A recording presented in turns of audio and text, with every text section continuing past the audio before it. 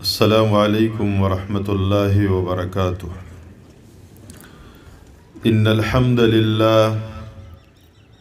نحمده ونستعينه ونستغفره ونؤمن به ونتوكل عليه ونعوذ بالله من شرور أنفسنا ومن سيئات أعمالنا. من يهده الله فلا مضل له ومن يضلل فلا هادي له، وأشهد أن لا إله إلا الله وحده لا شريك له، وأشهد أن محمدا عبده ورسوله أرسله بالهدى ودين الحق ليظهره على الدين كله ولو كره المشركون. أما بعد فأعوذ بالله من الشيطان الرجيم. بسم الله الرحمن الرحيم. وأنزلنا إليك الكتاب بالحق مصدقا لما بين يديه من الكتاب ومحيمنا عليه، فاحكم بينهم بما أنزل الله ولا تتبع أهواءهم عما جاءك من الحق، لكل جعلنا منكم شرعة ومنهاجا ولو شاء الله لجعلكم أمة واحدة ولكن ليبلوكم فيما آتاكم، فاستبقوا الخيرات إلى الله مرجعكم جميعا فينبئكم بما كنتم فيه تختلفون. رب اشرح لي صدري ويسر لي أمري واحلل عقدة من لساني يفقه قولي. سبحانك لا علم لنا إلا ما علمتنا إنك أنت العليم الحكيم. اللهم صل على محمد النبي الأمي وعلى آل محمد. ډیرو محترمو عزتمندو مشرانو سپینروبو ځوانانو زما کشرانو رونو او ډیرو قدرمندو درنو په قرآن او په دین باندې مینو خویاندو میاندو د الله وینزو خواتین اسلام، مونږ نن په دې مدرسه کې د څلورم سبق سره حاضر شویو او زمونږ نننی سبق دی جدید جاهلیت، او د دې سبق زمونږ د آیتونو انتخاب د سوره مائده د دو آیتونو داغي انتخاب دی چې په دې درس کې موږ نن د دې آیتونو او د دې نه چې کم مضمون او کوم معنا او کوم حکم په دې کې پروت دی داغي د ځان ته د تازه کولو د زده کولو کوشش وکړو. جاهلیت دا د اسلام مقابل دی، ځکه چې اسلام سراسری دا د دې اسلام هر یو حکم دا د صحیح علم په بنیاد باندې دی. نو علم اسلام او د اسلام احکامات دا سراسری علم دی، ځکه چې د دې راهنمایي اغه ذات کړي دا چې کوم ذات علیم خبیر دی. د الله ذات او داغه صفات د کمال دی، د الله علم د کمال دی چې د الله په علم کې خطائی ناراضي. نو دی الله چې کوم طرف ته زمونږ راهنمایي کړې ده د هغه طرف نه چې کوم دین او قانون راغلی دی اسلام د سراسري علم دی ځکه چې د دې ښودونکی علیم دی او د دې په مقابله کې هر هغه طریقه چې د اسلام نه مخالف ده نو قرآن هغې ته الله سبحانه وتعالی هغې ته د جاهلیت طریقه وایي او اصل په دې کائناتو کې علم دی اولنې انسان حضرت آدم علیه السلام چې دا الله پیدا کو او په خپل لاس باندې الله دې جوړ کو روح پکې واچلو او دا فضیلت الله انسان تور کړی دی نو دا آدم علیه السلام اولنې انسان دی او دا اولنې نبی دی او دا د انسانیت او دا د اخلاق او دا د علم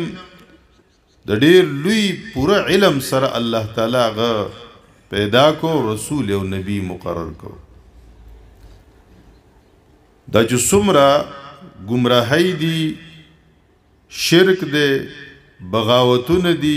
جهالتونه دي دا وروسته را پیدا شوي دي کان الناس امة واحدة دا تمام اولنی انسانان آدم علیہ السلام داغه اولادو دا ټول په یو ملت باندې په اسلام باندې دی نظریه او عقیده د لا اله الا الله وا د جسمرا جهالتونه دي دا ټول رست پیدا شو نو فبعث الله النبیین مبشرین الله پیغمبران د دې د پر راولېګل چې د غزور سبق او اصل سبق هغه خلکو ته وريات کی نو ارغه طریقه او نظام چې د اسلام مخالف دی نو قرآن هغه ته د جاهلیت نظام وای واغه ته جاهلیت وای اف حکم الجاهلیت یبغون دا د عربو چې کم دور دی د رسول الله صلی الله علیه وسلم د بعثت او د رسول کې دلو نه مخ کې نو دې دور ته د جاهلیت اوله دور دا په دې معنا باندې ویلې شوی دی چې په دغه دور کې د علم نه بغیر د وحی نه بغیر محض د وهم د قیاسونو د ګمانونو په بنیاد باندې یو نظام جوړ کړو او انسانانو د خپل ژوند تیرولو د پاره خپل یو سیستم جوړ کړو چې باغی کې د خلکو عقیده او نظریات تباو داغي نسبونه داغي اخلاقیات داغي معاشیات ټول د تباہی سره مخامخ نو قران کریم دې ته جاهلیت اوله ویلو نو چې دا صورت او دا قسمه صورتحال په کم دور کې هم وي نو هغه دور ته قرآن د جاهلیت نسبت کړی دی او هغه سیستم ته قرآن د جاهلیت سیستم او نظام ویلی دی په دې وجه د قدیم جاهلیت دا قدیم او جدید چې ته مونږ وایو نو دا په نسبت سره د رسول الله صلی الله علیه وسلم د بعثت ورنه جاهلیت خوده نوې اصل خو علم دی په دې کائناتو کې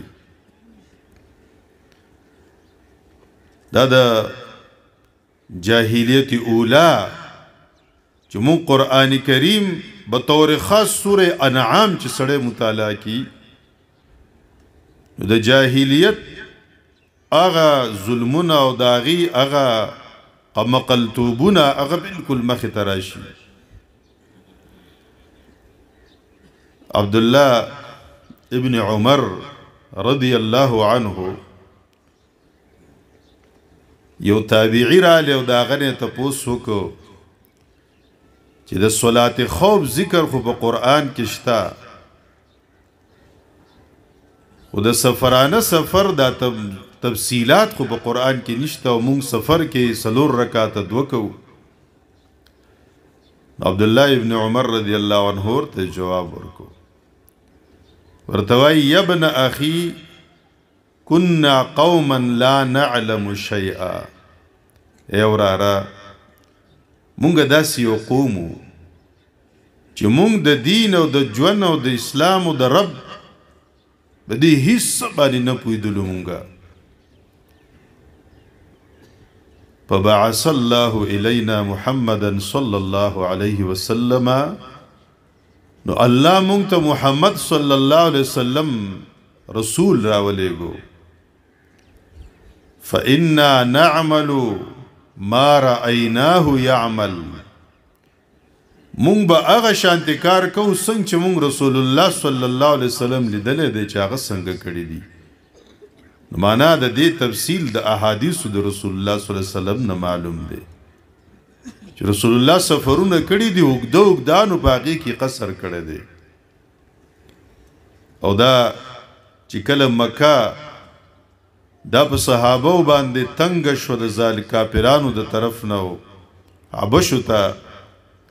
صحابه هجرت وکړو د مکی له طرف نه پسې استازي ولېګل په نجاشي بادشاہ پسې چې دا عیسائی بادشاہ دی او ډېر لوی تحفه ولېګل ورته وی چې زموږ څخه خلق دغلته پناګزین دي او زموږ نه مجرمان در تختیدلې دي دا مونږ ته حواله کا نو دغلته چې صحابه کوم وفد دی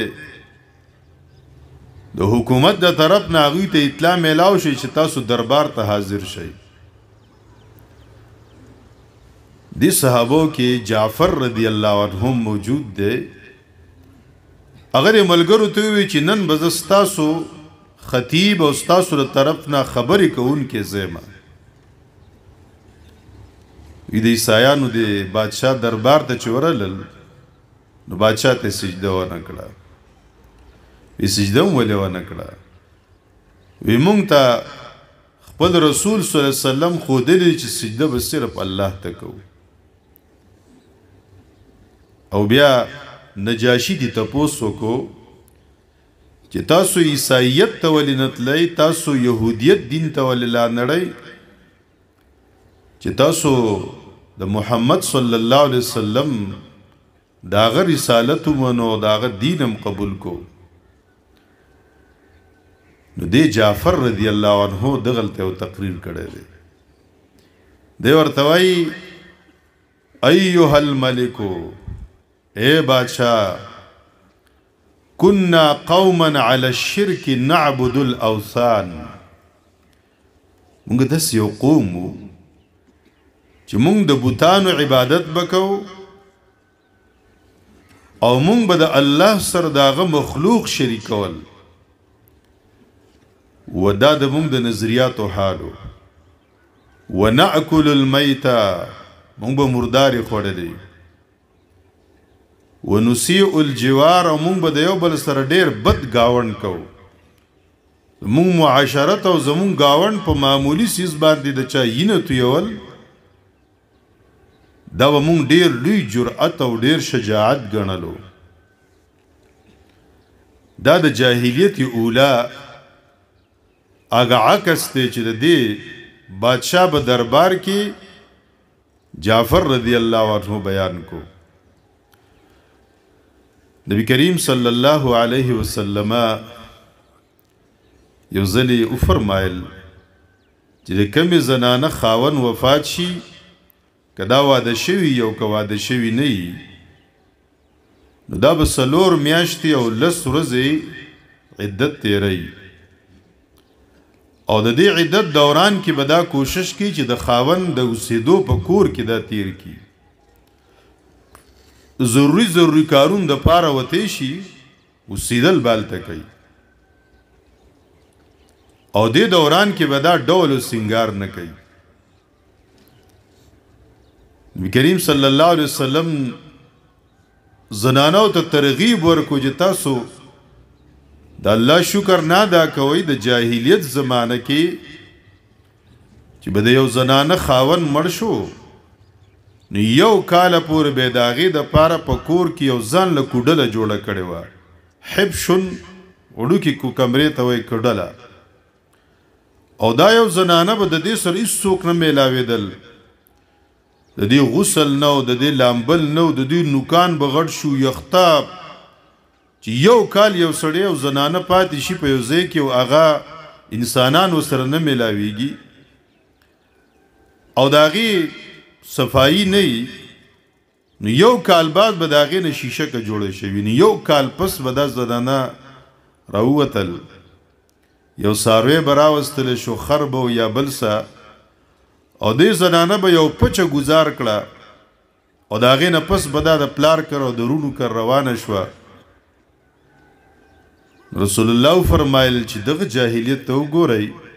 د دې جاهلیت نه تاسو راویستلی رڼا د اسلام ته الله د دې شکر ادا کوي.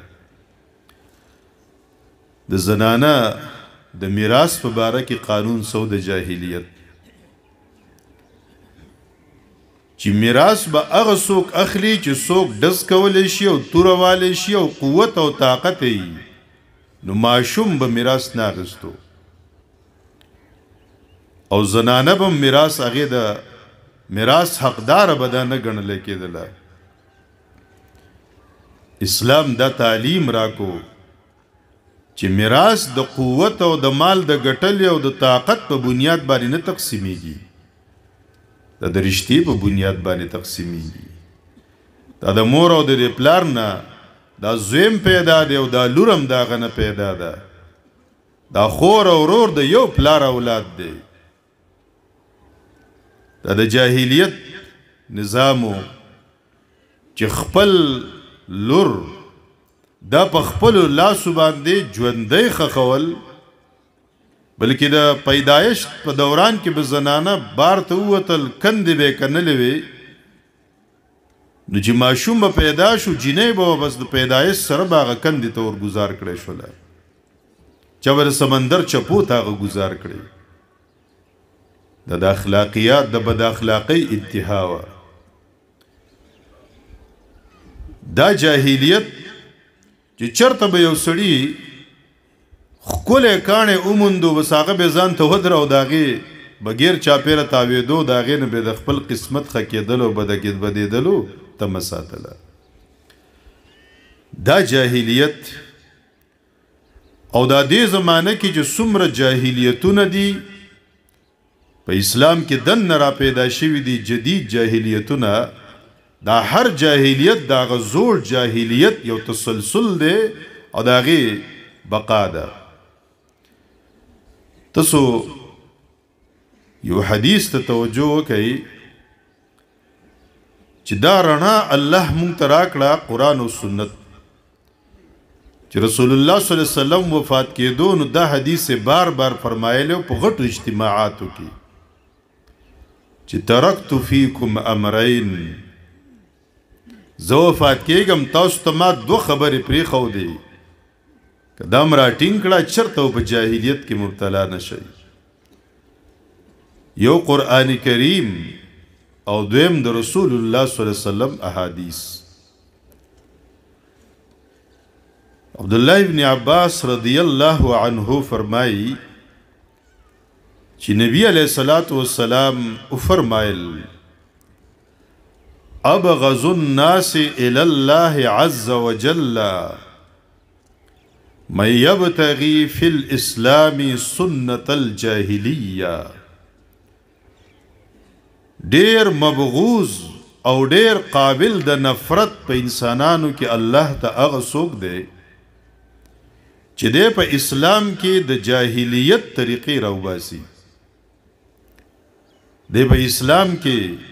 د جاهلیت رواجونه او د جاهلیت احکامات جاری کوي او جاهلیت خو تاسو پیژندو. او دویم هغه سړی وطالب دم امرئ مسلم بغیر حق لیحریقه. دویم هغه سړی چې الله ته ډیر مبغوز دی چې د مسلمان هم د خدای د یو مسلمان د یینې طلبګار دی چې داغه د یینه دی توی کی د اجرتی قاتل دی او دا دومره جاهلیت بعض خلکو کې راشي یو ملګری قصه کوله په براول علاقه کې یو سړی منځ ته مخ کې شو نو شاته د نورو کسانو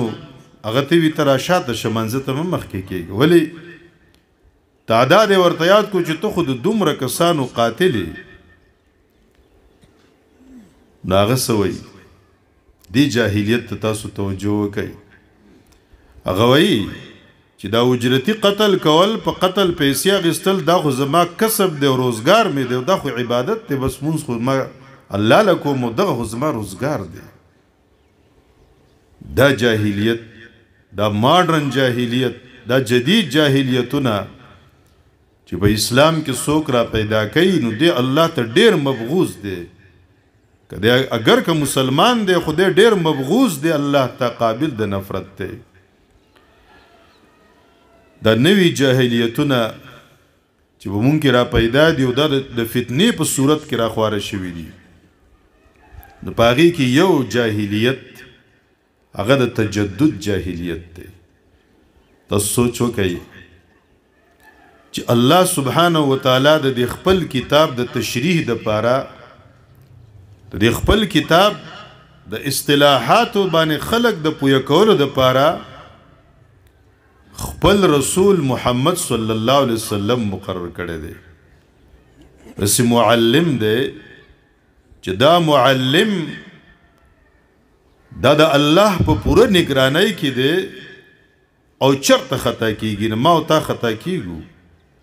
او معلمین خطا کیږو ابل اوس د ډاکټر صاحب سره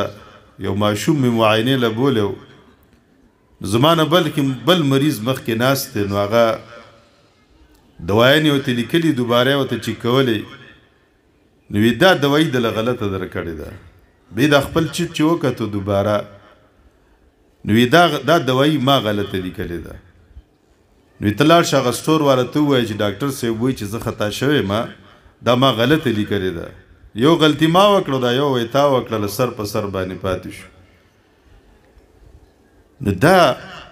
ډاکټر دی او کو استاد دی مونږه خطا کیږو رسول الله صلی الله علیه وسلم الله دس معلم مقرر کړي چې چرته نه خطا کیږي او که چرته خطا شي نو د الله د طرف نه پوره نگرانی د راهنمایي ده د اصلاح شوی ده نو چې څوک په دې کې د مسلمانۍ په جامه کې را پارسي او دې دا وایي چې د قرآن د اصطلاحات او تشریح زکول غواړم او د دې لپاره د قرآن آیتونه وایي او احادیث وایي نو دا انسان ډیر لوی جاهل دی چې الله د خپل کتاب د اصطلاحات او د صلات او د زکات او د خلافت او د دې لپاره خپل پیغمبر مقرر کړی دی او عملا او قولا هغه د تشریح کړی دا او تاسو کاله پس را پاسي او ته وی چې نه د دې مطلب دا نه دی کوم چې رسول الله بیان کړی دی او کله د خپل جاهلیت د رایج کولو د پاره په احادیث باندې اعتراضونه شروع کی چې دا احادیث ته رسول الله صلی الله علیه وسلم خو داغه په ژوند کې نه دی لیکل شوی او دا بخاری او مسلم او دا رسته لیکل شوی دی دا فتنه د انکار سنت د لوی جاهلیت دی او دا ترغیبات ورکوي چې بس زمونږ د پاره قرآن کافی دی او په قرآن کې چې څه دي بس دقه به او نور څه نشته دی نو دا ډېر لوی جاهلیت دی رسول الله صلی الله علیه وسلم د دې جاهلیتونو په باره کې مو خبر کړیو په سنن ابن ماجه په دې مقدمه کې ابن ماجه رحمه الله ډېر لوی خدمت کړی دی هغه دا حدیث نقل کړی رسول الله صلی الله علیه وسلم فرمایي چې عن قریب بداس یو دور راشي زمانه بعد چې یو سړی وي یوشک الرجل متکئا علی اریکته یو سړی وي او الله پر دنیا خره هم کړي غټ اجره به ور کړي یو کور به ور کړي دی به خموړي او دی په یو بالغ او تکیات به ډډه لګولي او دی به خلکو ته وای زما یو حدیث ورته بیان شي فیحدث حدیثا مني زما یو حدیث باغه ته ورسول شي دا سړی به وای چې زمونږ د پاره کتاب قرآن پوره دی بس زمونږ د پاره په دې منګولې ولګوي نبی صلی الله علیه وسلم فرمای دا جاهلیت ته دا غلطه وای خبردار زما امتیانو خبردار الله ما ته قرآن هم نازل کړی دی او ما ته وحی دا حدیث وحی ما ته کړی ده او په دې زمانه کې یو ډیر لوی بدقسمته غامدی په نوم باندې چې په دې میډیا او په دې باندې یو ډیر زور هغه حاصل کړی دی د غامدی په جاوید غامدی په نوم باندې چې دې لګېدل او بډي والد د دې نه مخکې پرویز غلام چو غلام محمد پرویز چې دې پاسل کې یو سیکرټری وو هندوستان کې 1903 کې پیدا شو بیا لاهور ته راغلی دا بدقسمت یو هغه او دا غي ماډرن صورت د جاوید غامدی په صورت کې دی دا غو زور دا دی چې جهاد دا په دې وخت کې نشته دا حکم مونږ ته نشته چې اسلام په ټوله دنیا غالب کړي ليظهره على الدين كله ترجمه سکی ځکه هغه د عربی یو څو ټکي زده کړي دی او د هغې عربیت په بنیاد باندې هغه د قرآن اصطلاحات بدلی وی دا صرف په عربو باندې غالب کولو امریکا او برطانیه پرې د چې هغې خپل سم کوي نو دا به ته نه چېړي مسلمان به هغې سره کار نه ساتي او په خپلو تقریرونو کې دا وایي چې دا ډیر بد شوي دي د مولیانو دي ته ما وی چې تاسو په روسیانو سره جنگ مه کوئ نو مونږ ورته وایو چې تا یوازې مونږ ته وی چې دا جهاد مه کوئ د روسیانو خلاف او که نه تا روس ته هم ویلو چې ته حمله مه کوه نو مونږ ورته تړې او هغې ته وی راځه پې او چې زه دفاع کوم نو ما ته وی چې نه ته دا کار مه کوه د دې نه بل غټ جاهل شته دا د ګیري په باره کې دا چې کم جاهلیتونه راخواره شو دا زمونږ ځوانانو د خپلو ګیرو سره څه حال شروع کو دا به دې کې ګلکارۍ کول دې پسې خندا کول دا ځکه دا د جاهلیت فیداوار دی چې دی وایي چې دا خو عادت دی لکه څنګه چې یخته کته خرې او کته چې دی نو سړو پورې پرېږدي او غوږونو پورې پرېږدي چې ګیرم ده دا یو عادت دی کته خرې او کته پرېږدي د دې نه بل لوی جاهلیت نشته د لوی جاهلیت دی دارنګې د یو دوست بل دوست سره تعلقات دی او دې ځینو کړی دوست ښځه د بل دوست د سره ځي راځي او د هغه سره کیني او بچي د دې اختلاط بالکل داسې منع نه دی او د دې دپاره هغه خلق د ګمراه کولو دپاره قسمه قسمه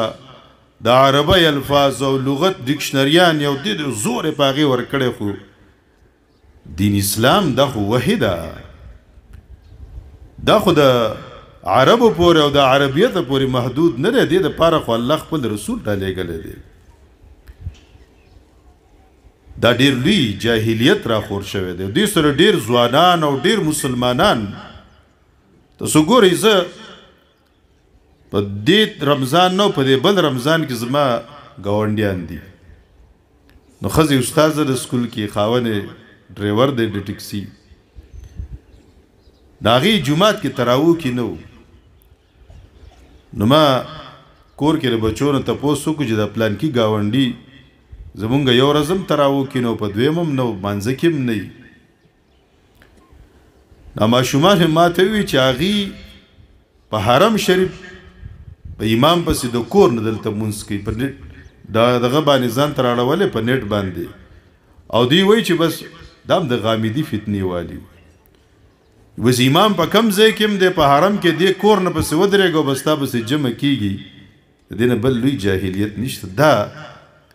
ماډرن جاهلیت چې دا د لوی ترقۍ په صورت کې خلک ګڼي دا لوی جاهلیت دی او دا جاهلیتونه ولې راله په کم ځای باندې چې د مغرب تسلط راغلی د حکمرانی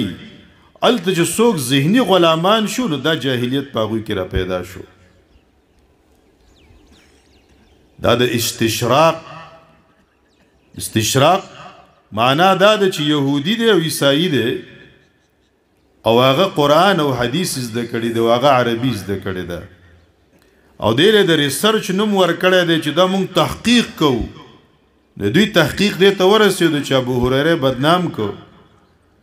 ابن شهاب زهري چې لوی تابعی دی چې چا د حدیث لوی خدمت کړی دی نو بس هغه سړي ټارګټ کو او هغه د بدنامولو کوشش وکړو. نومې د ریسرچ او د تحقیق خودل دی او په حقیقت کې د اسلام د میراث نظام د اسلام د حکومت نظام دا ټول داغي ټارګټ دی چې دا بدنام کی. دا نوی جاهلیتونه او داغه په نتیجه کې تاسو وګورئ دسې خلک په مسلمانانو کې را پیدا کړه چاغي يهودي ته عیسائی ته سیک ته بت مت ته هغه ته کافر نه وای او وای دا خو بس دا غیم دین دی او دا زمونږ دام دین دی يهودیت هم آسماني دین دی. نه دا غلطه ده. آسماني دین د تمام پیغمبرانو علیهم السلام هغه صرف یو دین دی چې هغه اسلام دی. ان الدین عند الله الاسلام. یقینا صحیح دین دا الله په فیصله کې صرف اسلام دی. ومن يبتغي غير الاسلام دينا فلن يقبل منه وهو في الاخره من الخاسرين. د اسلام نه علاوه په بل طریقه چې څوک الله ته ځان نږدې کوي دا غنه به چرته قبول نه کړی شي. نو دا يهودیت او عیسایت او د سیکانو او د بوتانو دا د جاهلیتونو نمونه دي. دا د دوی د ظلمونو مجموعي دي او دا سبق هم په دې آیت کې را روان دی چې تمام پیغمبرانو دین اسلام دی او عملی احکامات د الله په مهرباني باندې د هر امت او د هر پیغمبر د پاره الله پاک ځان له مقرر کړی دي. او اخیرنه شریعت او اخیرنه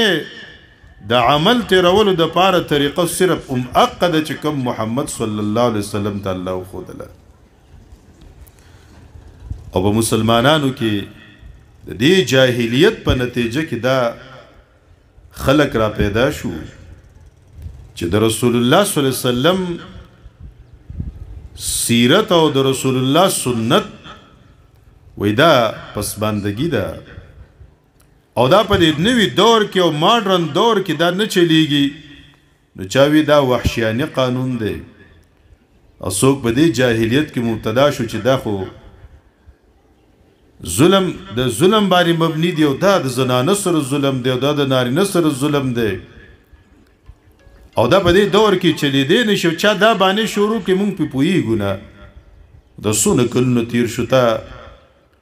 تعزیرات پاکستان کتاب خطا ټول یاد کو په دماغو کې د رسول الله صلی الله علیه وسلم شریعت چا بالکل واضح دی وحید آسان دی نه ته نه یادېږي. خدا دې جاهلیت کې دې مبتلا شوی دی. نو دې د رسول الله د سیرت او داغه د نظام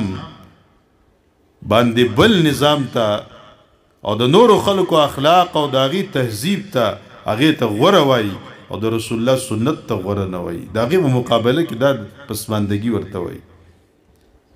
نو دا ډېر لوی جاهلیت دی. د رسول الله صلی الله علیه وسلم په شان انسان په هر لحاظ سره بل څوک په تاریخ کې پیغه مونږ ته خودلې نشي. دا زما ځوان زما بچی چې نن په ډېر لوی احساس کمترۍ کې مبتلا دی او د حجام دکان ته لاړ شي او نت لګېدلی دی او د انګریزانو د کافرانو ځوانانو ته ګوري نو دا یخته داسې جوړ کړه چې په دې کې خیرخ کارم نو بیا راوځي نو بیا لاړ شي په دنیا پیسې په هغې ورکوي د جاهلیت په طریقو ښکلولو باندې چې زه ښایسته ښکاره شم. خو که دې مسلمان ځوان ته او دې مسلمان فیغلې ته د قرآن کریم د دې یو آیت دا مکمل او شو غور وکي لقد كان لكم في رسول الله اسوه حسنه رسول الله صلی الله علیه وسلم کې ستاسو د پاره ماډل هغه دی داغه بشان خپل انسان دا ټول دنیا تسلیم کړي دا چې داغه شان خایس او داغه شان حسن د رسول الله صلی الله علیه وسلم داغه د اخلاق او حسن سوق پیش کولای نشي د مسلمان پیغله د پاره او د مسلمان ځوان د پاره خدا کافی ده چې زما د پاره ماډل او خپل ماډل محمد صلی الله علیه وسلم دی داغه په طریقه باندې خپل ځان جوړ کم مایکل جکسن یو سړی راوتل او داغه د رنگ نګ دي سي تورنګړې غونتو زین الکانو د جاهلیت په وجه باندې چې رنگ به سپینو داغه بزان دې تور رنگ به رنگ دغه ورکو چې زلک تور غونته شمه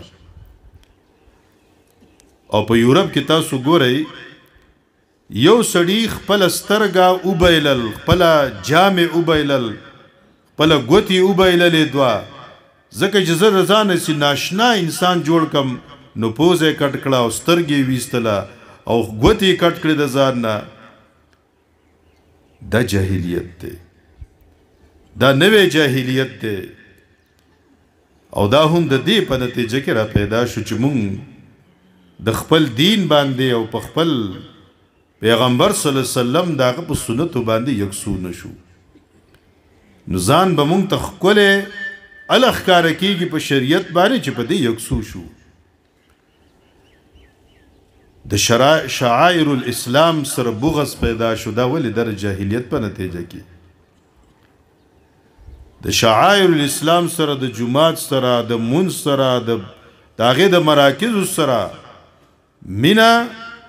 دا په اصل کې علم دی او داغه سره بغض ساتل دا ډیر لوی جاهلیت ته تاسو ګورئ و د یونیورسيټو کې زمونږه یو پروفیسور صاحب سره ناستو مغه د قران حافظ د فزکس خی پېښور کې ناغه وی چې مونږ ناستو نو په دې باندې خبره شروع شو ځینې پروفیسورانو چې هغه شراب سکي نو په دې خبره شروع شو چې دا شراب حرام دي که حرام نه دي وای ما د قران کریم دا آیت وی چې پجتنبوا الرجس و یو پروفیسور پاسې دو او وی چاو کنه پجتنبوا الرجس وی نو حرام خو ته نه دی ویلي یعنی الله وی گند گن نزان د گن په طرف مو ورځي شراب او آیس او دا چې څومره نشه اور سزونه دي الله وی دا گند دی نه ځانو ساتي در جاهلیت زمانه کې د سرداران موجودو چاغي د شراب او د منشو قباحت بخپل سترګ ولیدون په جاهلیت کې ته توبه استل په زوړ جاهلیت کې یو سردار دی دا غډیر نږدې دوست دی ور سره ناست خود شراب سکلی دي او چې دې نشه شوی دی نو په دې نشه کې په دې خپل قریبي دوست باندې گزار وکړو او دا غسترګې بوقرا ویستل او شنه شول او ډیر زیات په تکلیف کې دی سبا د خپل دوست سره چې میلاو شو نو دا سردار ورته وایي د خپل دوست چې دا خو تا ته ډیر تکلیف رسداولې دا ورته چې دا ولې خو بیګا ته زما سر ناست یو تا په ما گزار کړي دا ستا د گزار د وجنه سردار وایي ښا لکه دا شراب او خمر دومره بد شی دی چې پاغي کې یو سړی په دومره جاهلیت کې مبتلا کیږي چې د خپل نږدې رور دوست سره داسې عمل کوي نو په جاهلیت کې هغه توبه ویستله چې ما توبه ویستله چې زه به شراب نسکم دا خو موږ بدان لبانی جوړی کړی دي او د ټولو نشو بنیاد نسوار دي د نسوار حرام دي ولی حرام دي نسواری د ځان د پاره لار جوړی چې تا خو زر نشکی غم نو زه خو بد پیجنم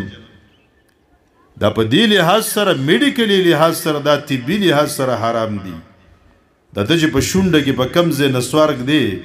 په دې کې تعالی نری واړه ود کې نه دی پیدا کړی او دا ستاد رګونو تر دینه نری رګونه تری دا تمباکو جوس نه را نه چوړی د هغې نه دا ستا په وینه کې او په بلډ کې نه شاملېږي یومیه په زرونو خلق د دې تمباکو نشۍ په وجه باندې هلاکېږي مړه کېږي نو دا زما او ستا دا بدن دا خو زما او ستا نه دی که نه دا د خودکشۍ چې کم جاهلیت په مونږ کې راخور شوی دی نو دا نشه دا خپل عقل او خپل دا بدن چې د الله امانت ته دا ضایع کول دي الله به د خپل امانت تپوس نه کوي دا د جاهلیت چې په کور کې ځوان دی او پلار ورته نصیحت او د خیر خبره کوي او دا ځان غیرتی کی دا بے غیرتی د پاسل کی دا جاهلیت دی او د پلار او د خلکو ته ځان شجاع خودلو د پاره د ځان مړ کی دا پیغله ځان مړ کی زهر وس کی ګولې نه تخو د خيارتوب کار ونه کو او د بوختنو متل دا اوریدل دی و د باران پټېدم د ناوې لاندې مش پښوا ته د یو مشکل نه او د یو تکلیف د برداشت نه ځان بچ کې او په د آخرت کې او په د قبر کې بیا سدي هغه نه خبري هغه ډېر لوی بد حال دی دا زمونږه دا چې څومره د ټي وي چینل دي او دا څومره ډرامې دي او پاغي کې چې کم د حکومت په سرپرستۍ کې په دې چینل باندې د خودکشۍ ترغیب ورکړی کیږي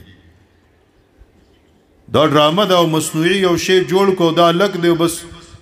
دا زی رشتہ کوم او دا نه ملاويږي جنې د پلار او خاندان هر څه باندې خپګ دی او په خپل خواهش ورپسې کیږي نو کدا خواهش کې رکاوټ پلار او رور واقع کیږي نو زهر سکم ځان وجنم دا ته په دې ډرامو کې او په دې چینل باندې د جاهلیت تعلیم ورکړی کیږي د زما نمبر کیمرا لزان مړکوم د څومره لوی جاهلیت دی په دې وجه باندې د دې ټولو جاهلیتونو دراوتلو حل هغه د الله دین تراتل دی وحی تراتل دی چې اسلام سراسری علم دی او د اسلام مقابله کې سری دا ټول جاهلیت دی او یو ډیر لوی جاهلیت هغه د الله د دین د تقسیم جاهلیت دی د تهدید د دین تاسو زده کړئ چې د الله دین جامع دی الله زمونږه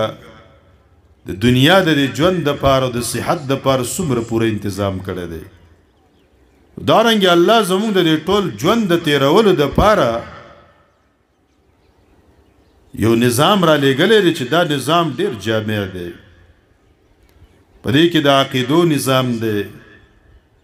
چې کومه نظریه به تب خپل دماغو کې ساتي پدې کې د الله سره خالص د رابطې د عبادت یو جامع نظام موجود دی د منځ په صورت کې د حج او د عمره او د زکات او د صدقې په صورت کې او په دې اسلامی نظام کې د مال د ګټلو او د لګولو یو ډیر زبردست نظام موجود دی او اسلامی نظامی معیشت چې دی دا داسې نظام دی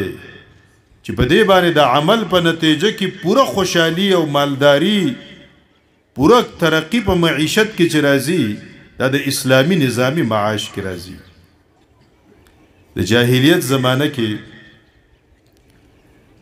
په بخوانی جاهلیت کې چې دا غي یو ډیر اډوانس شوی او ترقی یافته شوه صورت اوس موجود دی هغه جاهلیت په دنیا کې په ټوله دنیا کې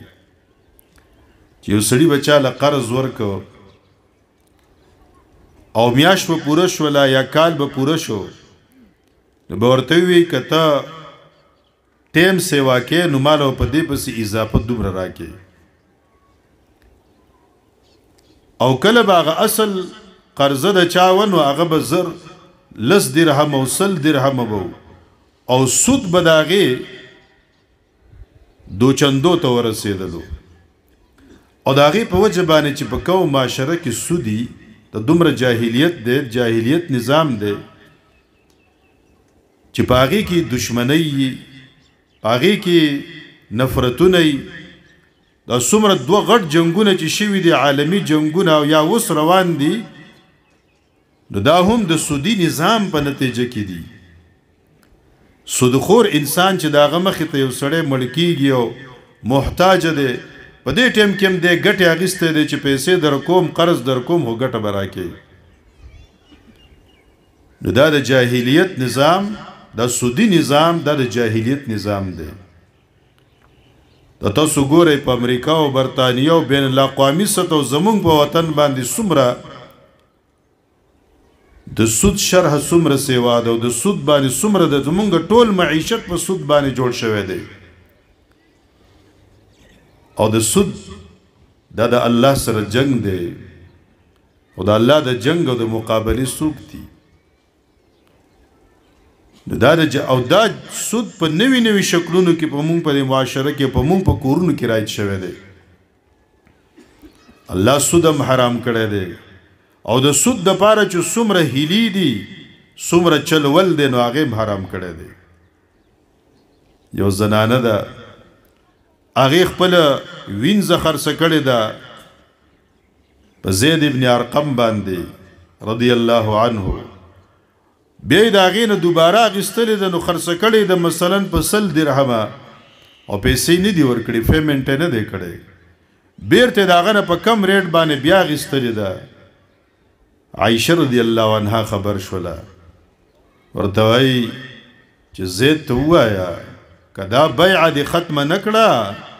نو الله به دې هغه حج باطل کړي او هغه جهاد باطل کړي چې کوم تا د رسول الله صلی الله علیه وسلم سره کړی. او د دې موجوده شکل د انډرپلۍ په صورت کې دا تاسو ګورئ یو سړی را روان دی، د نغدې پیسې په کار دي، نغدې پیسې مې په کار دي 40,000 80,000 او یو تاجر ته ورشم بارګین ته ورشم او د چا نه زه هغه نغدې پیسې غواړم قرض حسن نو قرض هغه مال نه راکوي او دا سره ویلم نشي مسلمان دی چې مال به سود راکې 80,000 روپۍ به درکم 40,000 به درکم خو دون وخت پس مال 80,000 راکې دا وتم نشي ویلې ځکه مسلمان دی شرمیږي. نو دی ورته وایي چې دا ګاډی والا کنه دا فریج والا دا پلانکیش دا موټر سایکل ولر دی دا والا، دا موټر سایکل چې دی په نقد اخلي نو دی په 50,000 روپۍ باندې دی خو د دې قسطونو د وجې نه دی په 80,000 باندې ته ولګي او بیا غوي که خرڅې نو یا دی په خپل او یا ورته پارټي کې نه ولي او هغه د 50,000 روپۍ پسې ولي کو دوباره ته اوس بیا په 48,000 پونچس باندې په نقد دی بیرته واخلي. دا بیع العینه ده، دا تجارت نه ده او دا نوې جاهلیت دی له تجارت سټام ولي کی چا د ماچسو ډبې خودلې دا گاډه دی دا بس می در خرڅ کو په دومره باندې داغي په نتیجه کې څومره دښمنۍ راوته او دا چې تا یو نیټه وکړه نو دا سړی چې نن د سره 4 لک روپۍ نشته نغدي نو 3 میاشتې پس بده اتل کوله کده کم زید را پیدا کوي نو دې بر دې بارګین نزیو الته بل ځکه بل نیټه کوي بیا به الته پټیږي نو الته کې بل نیټه کوي وما هم بخارجین من النار. د دې یو سیستم دی د سود چې دی وته نشي بیا اخر به دی وتختی دی به وتختی بچی به دغه شان پاتې شي دای په نتیجه کې بسره پیدا شي. دا رسول الله صلی الله علیه وسلم مونږ ته هدایت را کړی دي. علم دا دی چې رسول الله صلی الله علیه وسلم فرمایي ان روح القدس نفس فی روعی. جبريل علیہ السلام ما ته وحی وکړه چې الا ان النفس لن تموت حتى تستكمل رزقها. یو تند هغه ټیم پورې نشي مړ کېدی چې د خپل رزق پوره کړي نه وي. نو یې فرمایل خبردار تاسو د مال په حصول کې خې طریقې اختیار کړئ او دا قاعده زده کا چې د الله سره سدینا په بغاوت باندې هغه په نیټو باندې اندر پلو باندې او په سود باندې او په جوارو باندې په دې بالکل نشي حاصل د هغه د الله په طاعت باندې د صبر باندې قناعت په صورت کې حاصلېږي. تاسو ګورئ نوې جاهلیت دا په نیټ په ذریعہ باندې جواری کیږي دا می دا آیکن واغستو پلان کې مو نه تا شی غسته دي نه تا شی ور کړی دی زما دونه پیسې جوړ شو دونه پیسې په هوا کې جوړ شوي او دا جاهلیت د مزاربه او د مشارکه په صورت باندې چې خلک دوکه کوي چې دونه پیسې راکاو بس کله بدل د میاشت دونه در کوم او کله به دونه در کوم مزاربت زده کوي اسلام مونږ ته خودلې دي د مال د ګټلو اسلام من نه ده کړی خو مزاربه دار چې ته مهنت کولې شي زه به تعالی پیسې درکم او تعین به وکړو اګریمنت چې بده بس کار کوي په دې باندې به ته کلو چوکر راوړي خرڅې به کپڑے به راوړي په دې باندې به ته څه کار کې ان ګراوند یو کار به ته کې او داغه په نتیجه کې ته مهنت کې زما به پیسې او چې کومه ګټه راشي ناغه په دریمه باندې په نیمه باندې دوانه تقسیمو که تاوان راتلو نو تاوان بلاول د ګټې نه کټ کیږي نو د مهنت کړه دی خو بس تاوان راغلی د ګټې نه بکټ کیږي که د ګټې نه پوره نشي نو بیا به د رسول مال چې اصل اماونت دی اصل رقم دی دا غې نه بکټ کیږي دا مزاربه ده نو دا چې ته اسی په هوا باندې پیسې والو په یو بانک کې دی او بل لور کوي او خپل پیسو نه تعالی یو شی درکې داغه په نتیجه کې سونه پیسې لاړي د جاهلیت په وجه وکنه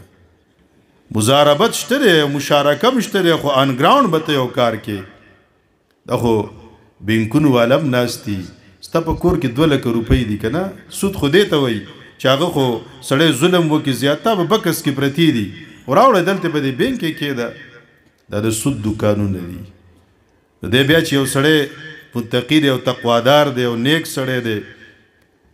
داغه د مطمئن کولو د پاره وي د خمونګه په کراچۍ کې بلډینګونه غستې دي او دا مونږ پاږي کې دا په بلډینګونه داغه کرایي دا تعالی مونږ درکو نستاخو په چک درک کې او په ګلابات کې خپل د بینک زې نشته د بل نه په کرایي نیولې دي ستا بلډینګونه کم دي تا داغه نمبر معلوم دي چې دا ستا پیسې او پلان کې کوارټر کې ما ور کړی پلان کې عمارت او پلیټ می په جوړ کو د تاسو ته د پاره ویم چې د نوې جاهلیتونه په معیشت کې راوتلې دي د دین د ځان خبر ساتلو د پاره حل داده چې موږ د الله کتاب ته رجوع وکړو د زوړ جاهلیت کې بدا ویل کېدل چې تجارت او سود خو یو شی دی کنه ځکه دکاندار سودا راوړي او په 1000 روپۍ وته پریوزي دی په 1200 باندې خرڅ کی نو کدا شان زما پیسې 1000 روپۍ د چا سر دوه ورځې ایثار شنو زه دې ګټوالم کنه دا جاهل دې ته نه ګوري چې دې دکاندار خو خپل مال دې تاجر خپل سودا خپل مال د تاوان او د نقصان د دوانو سره مخامخ کړي او ستاسو صرف ګټه کیږي دکاندار خو مهنت هم کړي دی هغه زم ور کړي دی د سړي چې په اجاره باندې زمکه ور کړه او د زمکه اجاره مالک اخلي داغه زمکه استعماليږي داغه دکان استعماليږي داغه په نتیجه کې هغه ته ګټه راځي خو داغه تاوان او نقصان سره مخامخ دي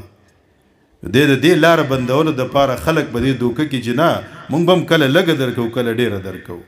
او کله ګټه یو کله به نقصان کله لګ کله ډیر یوازې لګ او ډیر نه دي معاملې ته به ګوري چې دا په اسلام کې د اسلامي نظام کې دا معاملې ټیک دا او ټیک نه ده تاسو د خپل آیتونو ته توجه وکړئ الله فرمایي وانزلنا اليك الكتاب بالحق ومن راولېګو تا ته اے محمد علیه الصلاۃ والسلام الكتاب قرآن کریم کامل کتاب بالحق درشتنی نظام سره مصدقا لما بين يديه من الكتاب چې دا قرآن کریم تصدیق کوون کې دی داغه مخکینی ټول آسمانی کتابونو د پاره ومحیمنا علیه او په ټول آسمانی کتابونو دا قرآن نگران دی چې قرآن کې سدي بس دا آسمانی کتابونو پیغام دی او چې دې مخالف سدي دا خلکو جوړ کړی دي فاحکم بینهم پس فیصله وکا د دې خلکو د معاملات په باره کې او د ټول ژوند په باره کې بما انزل الله هغه چې الله تعالی راولېګل دا د فیصلو د پر الله د کتاب را لګلې دی ولا تتبع اهواءهم او تمور پسې کېږي د خواهشاتو د خلکو. معلومه شوه چې د قرآن په مقابله کې او د هغې د حکومت او فیصلې په مقابله کې څه فیصلې دي دا د خلکو خواهشات دي، دا د الله له طرف نه دي. ولا تتبع اهواءهم عما جاءك من الحق، په داسې حال کې چې د دوی د خواهشاتو د اتباع په نتیجه کې تا د حق نه واړی. لکل د هر امت د پاره جعلنا منکم شرعة، مونږ مقرر کړل ستاسو د پاره د هر امت شرعة، یو لار د عمل، طریقې کار د عمل، ومنهاجا یو واضح لار د عمل او د ژوند تیرولو د پاره. ولو شاء الله کله اراده کړې وي لجعلکم امه واحده، نو خامخا به تاسو ګرځولي وي یو امت، یعنی د ټولو پیغمبرانو به صرف یو شریعت وي، عملی احکامات څنګه دین یو دی نو عملی احکامات هم یو وي. که مونږ اراده کړې وي داسې به هم کړې وي، خو مونږ داسې ونه کړه. الله وایي ولکن لیبلوکم، لیکن الله پاک دا فیصله داسې وکړه چې د هر چا ځان له طریقې کار مقرر کو چې الله ستاسو امتحان واخلی فيما آتاکم، اغه شریعت چې تاسو له درکو. پستبقوا الخيرات، پس تاسو مخکیواله حاصل کئ نیکو ته دیو بلنا. الی الله مرجعکم جميعا، خاص الله تاسو د ټولو په یو ځای واپسی ده. فینبئکم، خبر بدر کی تاسو ته بما کنتم فيه تختلفون، په هغه څه کې چې تاسو په دنیا کې اختلاف کو د کم حق نه خوا کېدلې، نو الله به عملی فیصله درکې. په دنیا کې هم خبر را کړی دی، خو عملی فیصله به هلته وي. وان احکم بینهم، فیصله وکړه د دوی په منځ کې بما انزل الله، هغه چې الله تا ته راولېږو، او ورپسې کېږه مه د دوی د خواهشاتو. واحذرهم، او د دې کافرانو د هرې فتنې نه ځان محفوظ ساته. ان یفتنوک، چې ځان محفوظ ساته، خبردار ساته چې وانړی تا لره چرته څوک. دا کافران دا د خواهشاتو تابعدار خلق. عن بعض ما انزل الله الیک، د بعض هغه نه چې الله تا ته رالیږلی دی. دا په دین کې تهدید کول چې سبا منم سبا پرېدم، سکی مسلمان او سکی د چې دیانو د اسلام نه خارج، دا لوی جاهلیت دی. په دې جاهلیت کې هم چرته څوک مبتلا نه کی. فإن تولوا، که دوی مخ واړلو او وی نه منل، فعلم پوهشه یقینا الله اراده کوي ایصيبهم ببعض ذنوبهم، چې د خلکو ته سزاګانې ورکړي د بعضې ګناهونو په وجه د هغې، او زیات د خلکو نه خامخا باغیان دي او نافرمانی کوونکي دي. افحکم الجاهلیه، آیا د قرآن نه علاوه د جاهلیت فیصلې یبغون دا خلق غواړي. ومن احسن من الله حکما لقوم یوقنون، او د الله د فیصلې نه د بل چا فیصله خکې دی شي د مؤمنانو د پاره. د الله د فیصلې نه او حکومت نه بل چا نظام او حکومت هغه خکې دی نشي. الله سبحانه وتعالی دې توفیق راکړي چې مونږه د خپل ایمان او د اسلام د حفاظت د پاره قرآن او حدیث ته توجه وکړو. دا چې نوې څومره جاهلیتونه دي د هغې نه ځان او خپل بچي هغه مونږ وساتو. زمونږه نن هوم ورک بدای چې مونږ به سلام عام کوو. چې کله خپل کور ته ورشو، بچو ته، خپل دوستانو ته په موبایل باندې د حلو او د دې په ځای باندې اول السلام علیکم، دا ډېره لویه دعا ده، دا تحفه هم ده، خو دا لویه دعا ده. په طور خاص زمونه کمې په دې کې کېږي چې مونږه د یو بل سره میلاویږو، لور په خیر علي ستړی مشي او دا او سلام پکې اکثر وم نه کو یې وروسته وکړو. نه اول سلام وروسته بیا دغه تپوس کوئ. او په طور خاص وروڼه زمونږ دا کبې کوو نارینه چې مونږ کور ته لاړ شو، زمونږ کور کې بیبي ناستی او زمونږه بچیانې ناستی وي، ګوریانې ناستی، نو که هغې رامخکې شو په سلام کې نو بېله خبره ده، خو حق دا جوړیږي چې مونږ ورشو مونږ سلام وکړو. په دې کې زمونږ پښتانه زمونږ د ډېره کوتاهي کېږي. یو ځای کې مې دا هومورک ورکړو چې په دې باندې پریکټس وکړئ، نو ملګري راته وی چې په دې بیماری کې زه به مبتلا یم و دې ځل چې له کلاس ته تم ما عزم کړی و چې زه به ښځې ته سلام کوم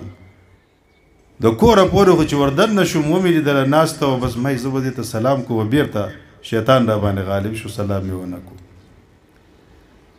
او دا تجربه په خپله باندې مخې ته موږ ته راغلي زه یو ځلې کور ته لاړم زنانه هم ناستې اخوا کمره کې به نو ما سلام وکړو کور والا مې ناسته وه زنانه ما خبرې واورېدې وې مولي صاحب وایي ښځې ته سلام وکړو نو ښځو ته به سلامونه کوو دا بهترینه تحفه او ډالۍ ده دا خپلو بچو ته دعاګانې دي کور والا ته دعاګانې دي سبانه سبق زمونږ ډېر اهم سبق دی چې هغه د خواتینو د فرایضو او د ذمهدارو په باره کې دی نو زمونږ خویندو په دې کلاس کې ماشاءالله ډېر کار کړی دی روډم کار کړی دی چې دا دو ورځې زمونږ نورې پاتې شوې سبانۍ او بل ورځ د دعا و اخرنی کلاس دی د هغې دپاره مونږ کوشش وکړو چې خپل مشران خپل وروڼه خپل بچي د رضان سره د خیر د مجلس ته د راوستلو دپاره مونږ کوشش وکړو ربنا تقبل منا انك انت السميع العليم وتب علينا انك انت التواب الرحيم یا الله مستبندیان یو ستا د کتاب او دین ته راجمع شوي یو په دې ایمان دی یا الله دا دلته چې څومره شرکا دي د زنانو خپل کورونه پریښي دي خپل کارونه نیمګړي پریښي دي دلته څومره نوکر پیشه تجار او تاجران کاروباري مسلمانان رونه دي هغوی خپل ځایونه پریښي دي او دلته راغلي د الله د خیر په تمه باندې دوی ټول له خیر ورکه دوی له خپله مینه او محبت ورکه دا چې څومره زمونږ الله دا درس وشو د جاهلیت جدید او قدیم د هر قسمه جاهلیتونه مونږ رڼا د اسلام ته او علم د اسلام ته راوباسه یا الله زموږ د دنیا او د آخرت حاجتونه پوره که دا ډېرو خویندو درخواستونه کړي دي یو وایي مونږ څلور خویندې یو ورور هم دی بیمار دی بله خور وایي خاوند مې مزدوري کوي محنت کوي بیا هم ضرورتونه نه پوره کېږي الله د دوی او د تمامو هغه رونو او هغه ظلمو چې د هغې کاروبارونه نشته دی الله د حلالو کاروبارونه ولته ورکړي یا الله زمونږ بیمارانو ته صحت او شفا ورکړي یا الله دا خطرناکې بیماری دا ډېر زیاتې خطرناک آفتونه دا وباګانې الله زمونږ نه چوت کا یا الله د ظالمانو په ظلم منیسه الله مونږ ټول تا ته رجوع کوو تا ته راګرځو یا الله زمونږ مسافر رونه چې د حلال رزق دپاره په سفرونو کې د هغې حفاظت وکړه د هغې د بچو د کورونو حفاظت وکړه یا الله قرضداري په مونږ کې د قرضونو نه خلاص کا د چا مالونه الله د چا سره ګیر شوي دي هغې له توفیق ورکړي چې د مسلمانانو مالونه واپس کړي الله قرضداري د قرض د خلاص کا یا الله په جیل کې چې څومره مسلمانان د پیسو د وجې نه ګیر شوي دي الله تعالی ته د هغې د نجات دپاره اسباب فراهم کا څومره مجاهدین هغه جیلونو کې دی الله د ظالمانو کافرانو د جیلونو نه راخلاص کا امداد د مجاهدینو وکړه شهادتونه قبول کا یا الله پاکه په مونږ کې څوک بې اولاده دي یا ورور دی دلته کې چاړه دی د ژبې نه هغه په اشاره باندې بار بار وایي چې زما دپاره دعا وکړئ چې الله ماله اولاد راکړي الله نیک او صالح اولاد وله ورکړه الله زموږ په دې کورونو کې یو بل سره مینه محبت پیدا کا الله تعالی د دې وطن حفاظت وکړه یا الله حکمرانان په دې عوامو مهربان او شفیق وګرځوه یا الله تعالی توفیق وله ورکړه د اسلام د خیرخواهۍ د اسلام د خدمت د اسلام د بول بالا کولو دپاره الله زموږ چې څومره مسلمانان وفات شوي دي زموږ سره ډېر رونه داسې دي ډېر کارکنان داسې دي چې په دې کلاسونو کې خدمت ته به ولاړو نن نشته دی الله تعالی درغلي دي ډېرې خویندې میاندې یا الله د هغوی په دې برزخ کې د دې کلاس ته دې ثوابونه هغې ته ورسئ الله دا چې څومره دلته راغلي دي دوی د دین سره مینه وکړه د قرآن سره مینه وکړه الله د دوی سره ته مینه وکړي دا څومره دلته کارکنان دي دننه زمونږ بنات دي خدمت ته ولاړې دي دې ټولو دپاره دعا وکئ د دې کلاس ته کارکنانو دپاره چې الله دوی له دنیا و آخرت کې دې بدلې ورکړي وصلی الله تعالی علی خیر خلقه محمد وعلى آله وصحبه اجمعین